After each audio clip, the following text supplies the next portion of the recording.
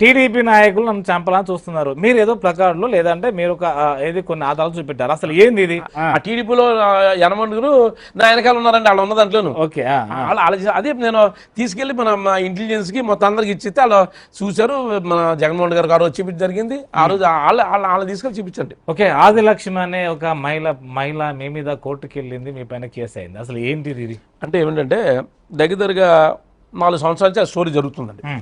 యాదవ అమ్మాయి, ఓకే, యాదవ అతను మా కార్యకర్త, నాకు బాగా కావాల్సినడు. ఓకే, ఈ అమ్మాయి బయట ఎక్కడో మన చింతపూర్ కాన్స్టిట్యున్సీ, మా మండల ప్రెసిడెంట్ ఉన్న ఊరు ప్రతాపనేని వాసు ఊరది. ఆయన వెళ్ళి ఇంకా యాదవ సంఘం ప్రెసిడెంట్, జిల్లా యాదవ సంఘం అందరూ వచ్చి కూర్చుని ఈ అమ్మాయిని అతను తీసుకెళ్ళకుండా వేరే అమ్మాయితో అక్రమ సంబంధంతో అమ్మాయిని తీసుకెళ్తుంది. ఇక్కడ ఉండే మీకేం సంబంధం?